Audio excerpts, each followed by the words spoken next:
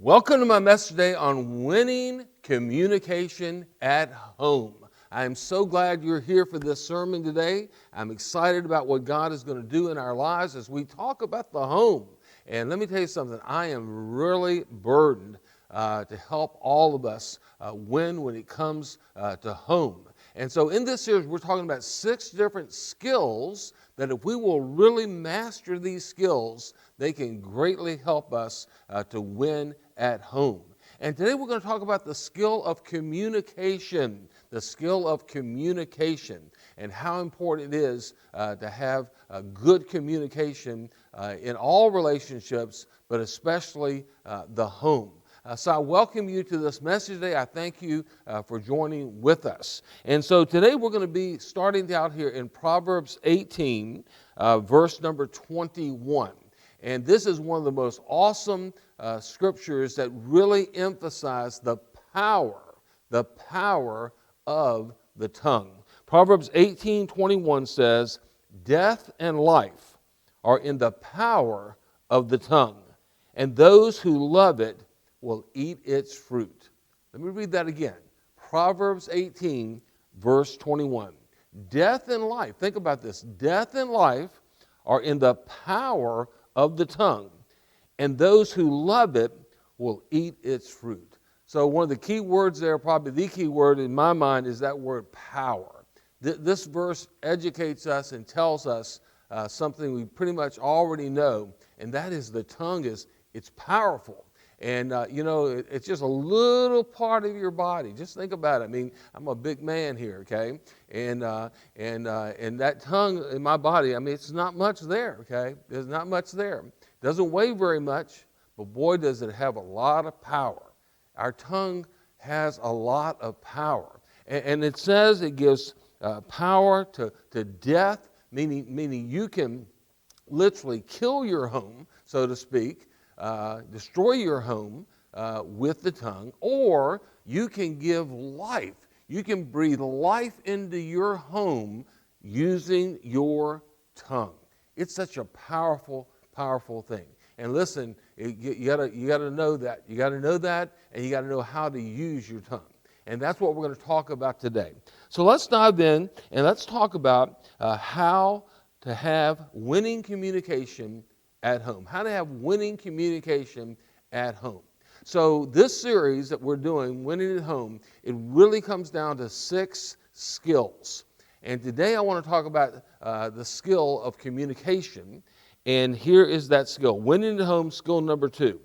Developing a communication flow that blesses and builds up.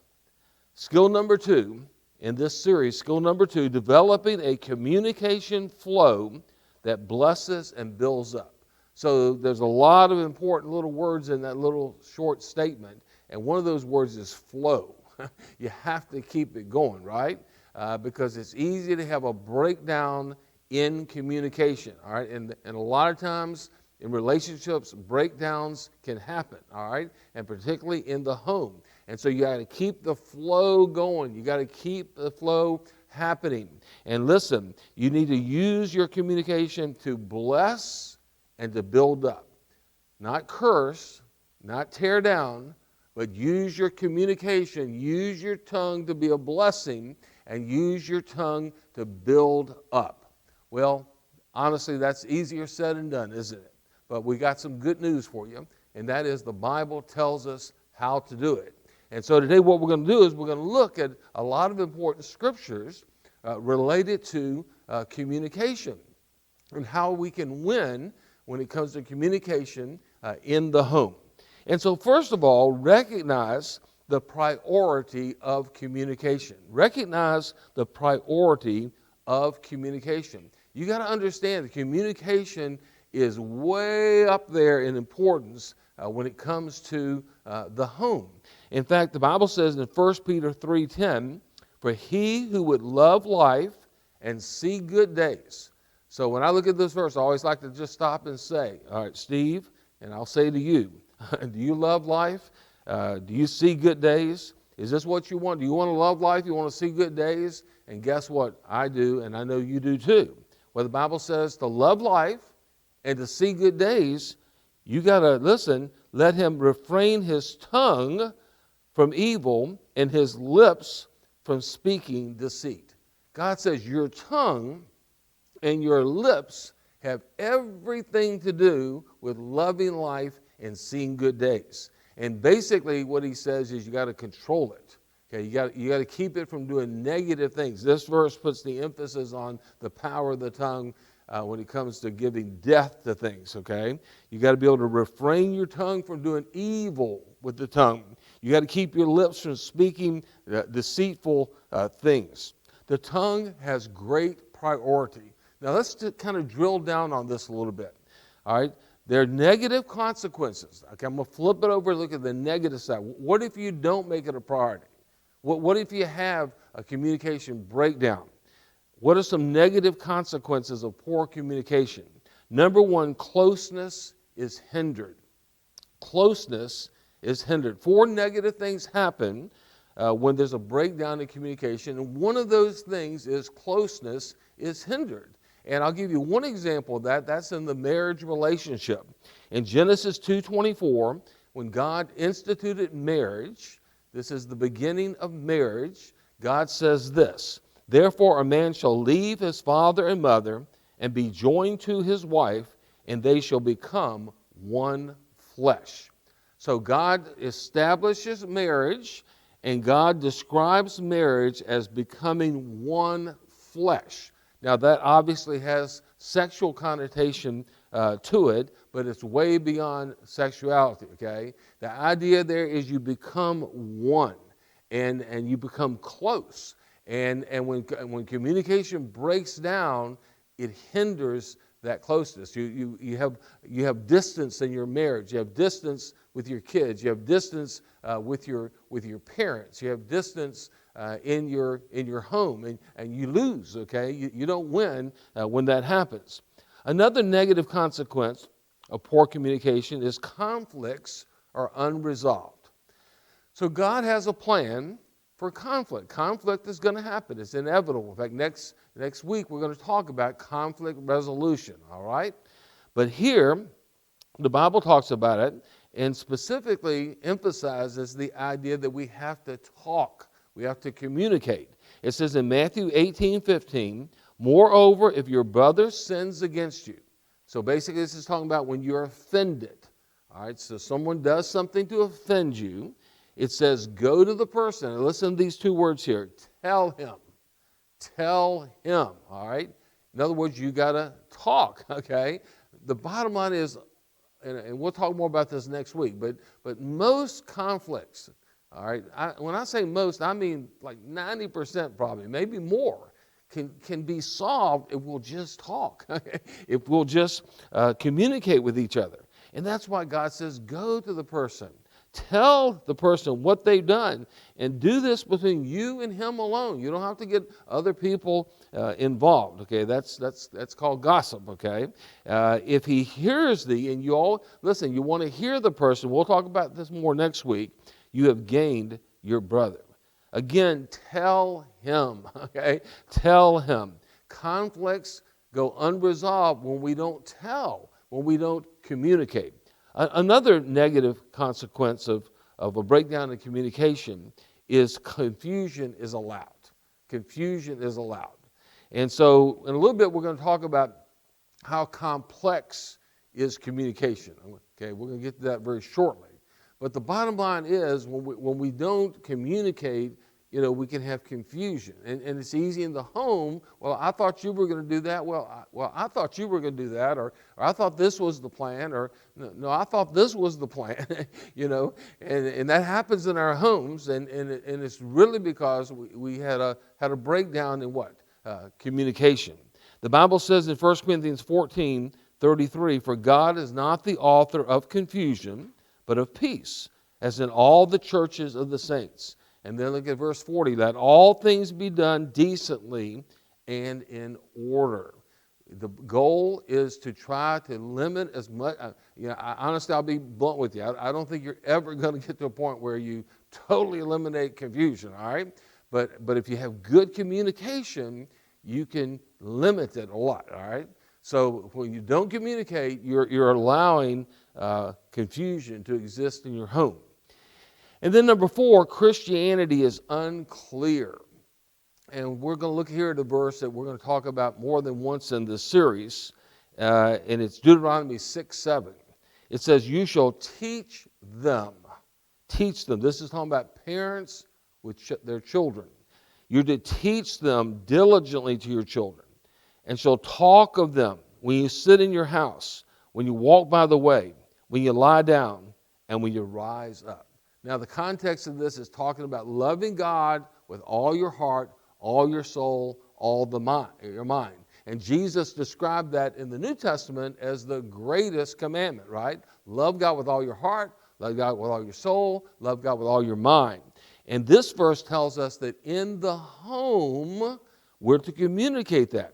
We're to teach them diligently. Diligently means teach them to love God with all their heart, soul, and mind. Teaching them requires, yes, there's teaching that goes on by example, but also teaching with your mouth. Because it goes on to say, talk of them. Talk of them. Talk about, hey, we love God with all our heart, all our soul, all our mind. And basically, you're communicating the love of God in your home. And listen, if you don't do that, what happens is a breakdown in Christianity. There's a breakdown in the Christian faith in your home. Do you see, listen, do you see how important it is to communicate, okay? So I took it from the negative point, but you can just flip that over and say if you do communicate, you can have closeness. If you do communicate, you can resolve conflicts. If you do communicate, you can limit confusion. And if you do communicate, you can clearly pass on Christianity to your kids. This is such a high priority. It's so important. And it's a skill we have to work at all the time.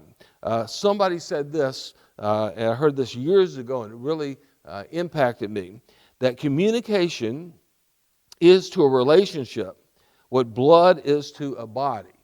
It keeps it alive. Let me read that again. Communication is to a relationship what blood is to a body. It keeps it alive. Hey, you got to keep that communication going. You got to keep your relationships in your home and everywhere else for that matter. You got to keep it going so there can be life in your home. So number 1, recognize the priority of communication. Number 2, understand the process of communication. Now, I just want to pause and I just want to talk a little bit about the complexity of communication. Why do we have so many problems? All right, we all have problems. I have problems, okay, with communication at times, with people in my life. It happens, right? And it's just important to think about, why does this happen, you know? And one of the reasons it happens is it's so complex, so complex. Think about this. Experts describe communication as at least 6 different parts to communication. Listen to this. All right, so first of all, it's what you mean to say, and then what you actually say. Those aren't always the same thing, right? Okay, what you mean to say, and then what you actually do say. All right, so that starts out the problem right there. Okay, then what the other person hears, and then listen to this: what the other person thinks they hear, okay? Yeah, think about that, all right? So what you say and what you meant to say and what they heard and what they thought they heard, they don't always match up, right? And then think about this: what the other person says about what you said. Okay? Now everything's all fuzzy, and now they're trying to communicate what you said, but also what you think the other person says about what you said. All right? I mean, it's just like just oh my goodness, it's so complex. It's so complex, and so we have to work it hard at communication to try to limit that. And so to do that, understand the process of communication. Good communication is a two-way street involving free, open talking and careful, attentive listening. Let me say that again. Good communication is a two-way street. It's not one way, all right? It's not one way, it's two-way. And it involves free, open talking, and then also careful and attentive listening. So you got the two things. You got the talking and you got the listening. Now, the Bible gives us some help in both these areas. And so I want to talk about that, okay? I want to talk about some help in both these areas. So first of all, communication includes talking. It includes talking. So when it comes to this, there's three questions to ask yourself, all right? Three questions. These will really help you when it comes to talking. The first question is this: is what I say both truthful and loving? So the Bible gives us a balance when it says, Ephesians 4:15, but speaking the truth in love. Speaking the truth in love. And it goes on to say, may grow up in all things into him who is the head, Christ. And so communication, and by the way, this type of communication produces spiritual growth. That's good to see there, right? Because in the end, it helps people to grow up in all things, which is the head, Christ. And so we're to speak the truth, all right? We got to make sure we're not lying, right? But we also have to do it in love. So you always want to ask yourself, okay, am I telling the truth? And one thing we do, and we'll talk about this a little more next time with conflict, is we can exaggerate, right? Sometimes we don't just outright lie, but we can lie by exaggerating something, right? And that's not like a cold-hearted lie, but at the same time, in the end, you're not telling the truth. And then you got to make sure it's loving. Some things that are true just don't need to be said because they wouldn't be very loving, right? They wouldn't be very loving. And so you have to balance that out. You can't just say, well, I told you the truth, whatever. And you might have, okay, but was it loving, okay? Was it a loving thing for you to do? A second question to ask when you're talking about talking is the best way to say it. Is it the best way to say it? So think about, okay, how do I want to say this, right? How do I want to say this? Proverbs 25:11 says a word, and the key word I think in this verse is fitly spoken, is like apples of gold in settings of silver. And basically what it says to me is, does it fit the situation? Is the way I'm going to say this, does it fit the circumstances? Does it fit the situation? You kind of look at the big picture as you narrow it down into exactly what you want to say. And the third thing to consider is it the right time to say it? Is it the right time to say it? So sometimes, honestly, what we say is fine, but we have to sometimes be sensitive to the timing of things, right? Proverbs 15:23 says, a man has joy by the answer of his mouth, and a word spoken in due season, okay, the proper season, how good it is. And so a lot of this just involves getting to know one another, just understanding, like some people are like early morning, people, and they like to talk, right? Early in the morning, they're talking or whatever. Some people, well, they're not quite ready to have those kinds of conversations or whatever. When somebody comes walking in the door or whatever, is that the best time to try to have some important deep conversation, or late at night? Any of these times might be fine, okay? It's just a question of you getting to know your family members, right? And just trying to figure out just how they're wired. So communication includes talking, all right?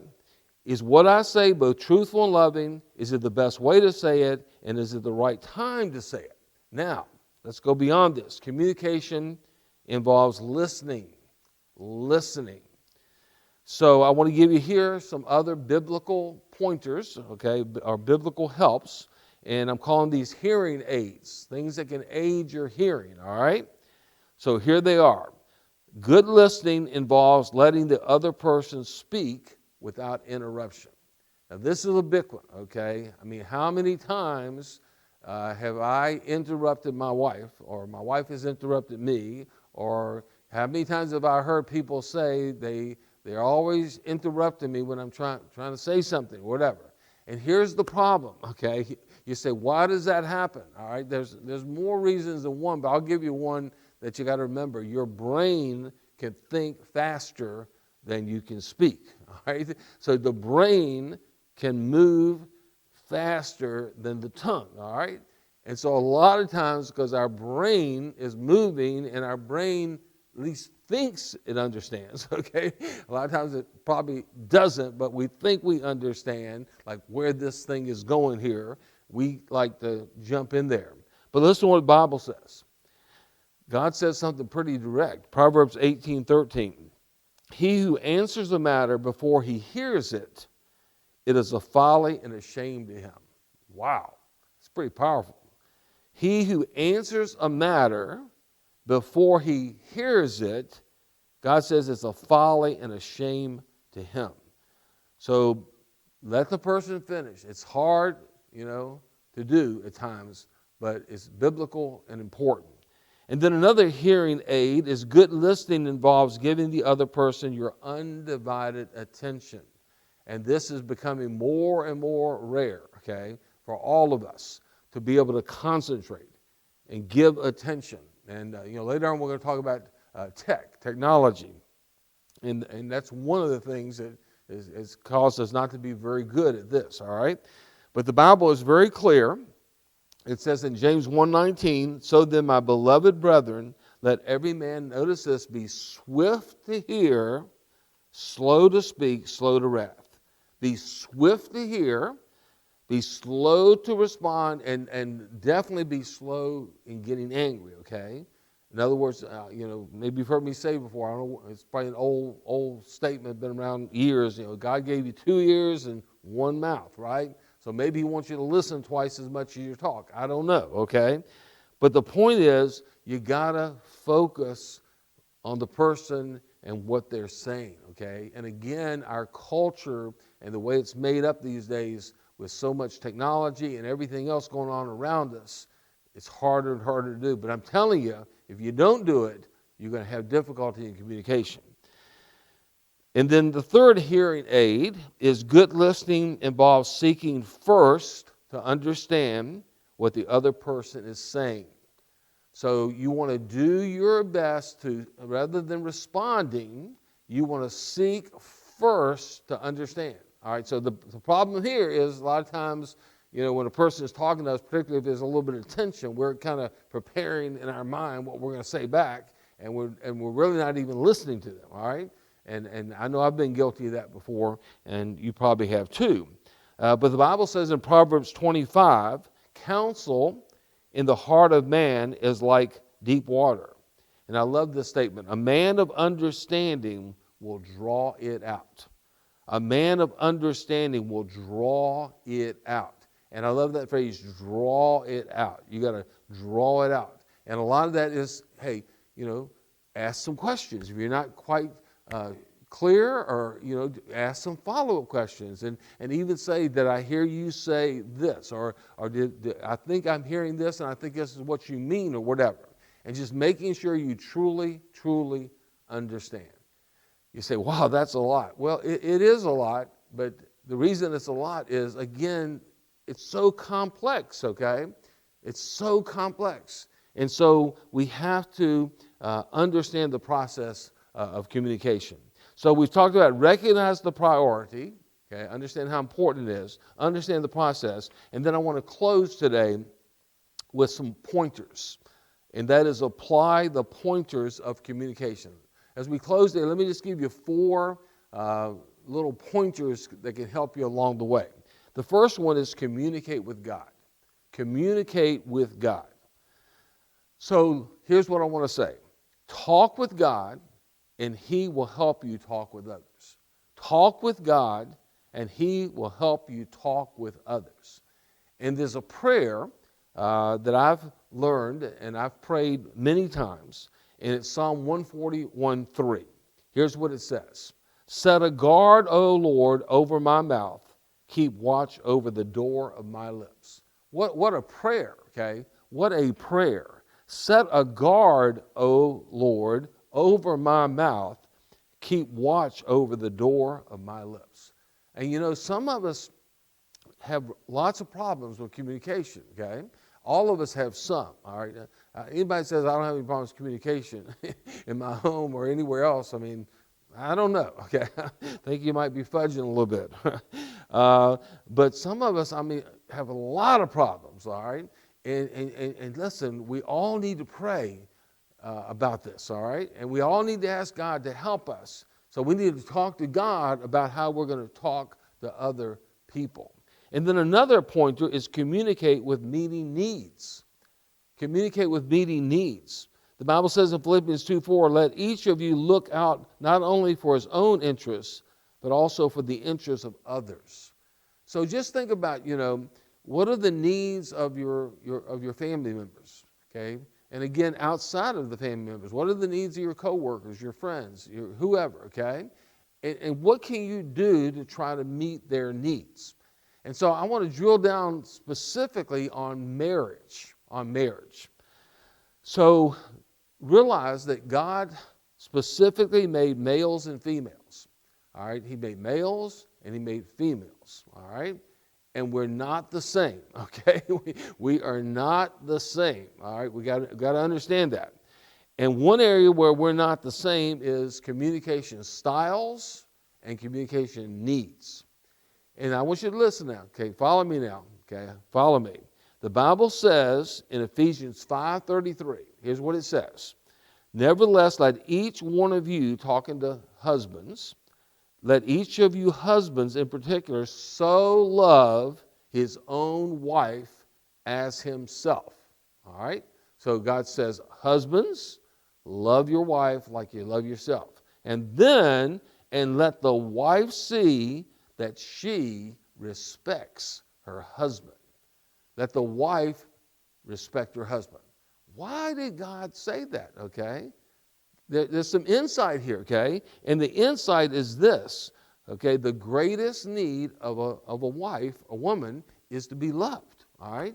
And the greatest need of a man, a husband, is to be respected. Of course, we all want love and respect, all right? I mean, males and females, we all to some degree want love and respect. But you know what? God made women to have a great need to be loved, and really behind that is security, feeling secure. And so it's important that I communicate to Debbie, you know, we've been married 45 years, but she still needs to hear on a regular basis, I love you.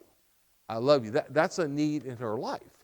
And when she speaks to me, she needs to think about saying it in a respectful fashion.